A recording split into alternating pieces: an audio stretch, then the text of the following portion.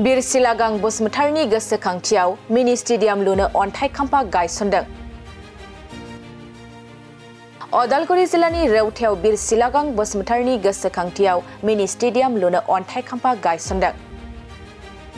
नंगौ, बिटिआरनि गाहाय मावफुं सोद्रोमा प्रमद बर'आ बाहागो लानानै बीर सिलागां बसुमतारिनि गोसोखांथियाव मिनि स्टेडियाम लुनो थाखाय अन्थाइ खाम्फा गायसननानै होयो। थारैनो बिटिआर सरकारा माहारिखौ जौगालांहोनो हानायनि थाखाय गोबां हाबाफारिफोरखौ मावफुंगासिनो दं।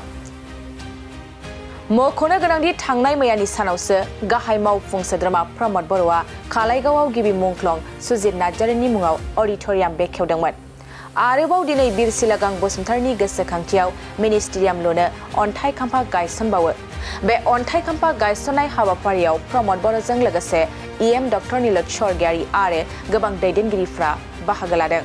आमी बिटिआर अঞ্চলত स्थायी शांति घूरी अহাৰ পিছত যিবিলাক উন্নয়নৰ কাম কাজবিলাক হ'ব লাগে, বিভিন্ন আঁচনিবিলাক হ'ব লাগে, বিভিন্ন ইনফ্ৰাষ্ট্ৰাকচাৰবিলাক হ'ব লাগে, সেইটো অলপ গুৰুত্ব দিয়া গৈছে।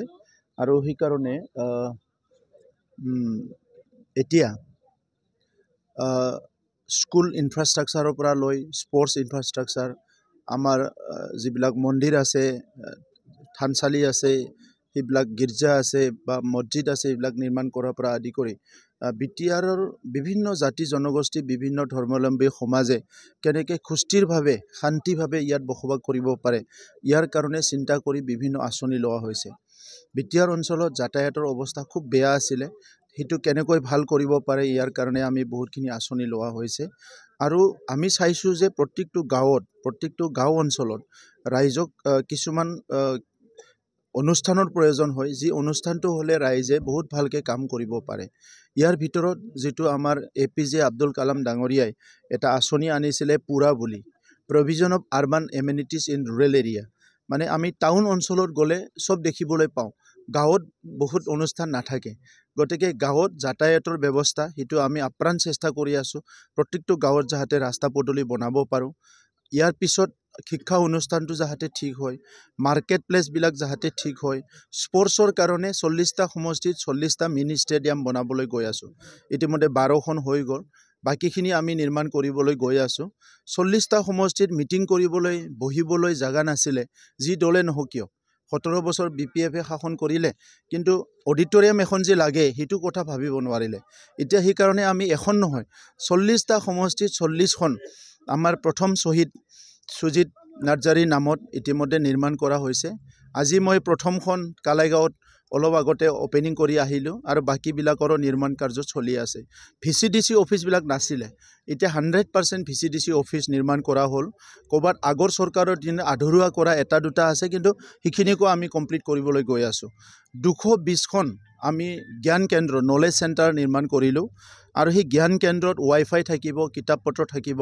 তাত আমাৰ জ্যেষ্ঠসকলে, ছিনিয়ৰসকলে হওক, মহিলাই হওক, ছাত্ৰ ছাত্ৰী হওক, তাতে আহি কিতাপ পঢ়িব পাৰিব আৰু অনলাইন তাৰ পৰা মেল মিটিং ট্ৰেইনিংবিলাক কৰিব পাৰিব। ইয়াৰ বাহিৰে হস্পিটেলবিলাক ৰিন'ভেশ্যন কৰা, স্কুলবিলাক ৰিন'ভেশ্যন কৰা, প্ৰত্যেকটো বিষয় আমাৰ মানৱ সমাজটো আগুৱাই যোৱাৰ কাৰণে আৰু ভালকৈ ইজ অফ লিভিং ভালদৰে যাতে জীয়াই থাকিব পাৰে, ইয়াৰ কাৰণে আন্তঃগাঁথনি নিৰ্মাণ আৰু বেছিক ফাউণ্ডেশ্যনটো নিৰ্মাণ কৰা আৰম্ভ কৰিছোঁ। আৰু ইয়াৰ মূল কথাটো হৈছে যে শান্তি ঘূৰি আহিল। প্ৰধানমন্ত্ৰী নৰেন্দ্ৰ মোদী ডাঙৰীয়াৰ নেতৃত্বত, তেখেতৰ আশীৰ্বাদত আজি বড়োলেণ্ডত আমি 4 বছৰ, সম্পূৰ্ণ 4 বছৰ আমি শান্তি পাবলৈ পাইছোঁ বহুত বছৰৰ পিছত।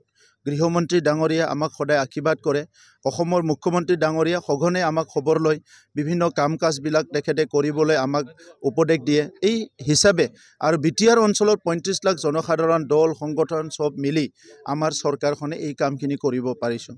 গতিকে এই নতুন বছৰত আজি এই গেলাবিল VCDCত আমি ধনশ্ৰীঘাটত এই অঞ্চলৰ ৰাইজৰ কাৰণে সৰু এটা গিফ্ট, ইয়াত 5 কোটি টকাৰ এটা ষ্টেডিয়াম নিৰ্মাণ হ'ব। কিন্তু মই আজিয়ে কৈ থৈছোঁ যে ইয়াত যিসকল আছে, আমাৰ EM ডাঙৰীয়াই মোক কৈছে যে ষ্টেডিয়ামটো আৰু অলপ ডাঙৰ হ'লে ভাল হ'ল হয়।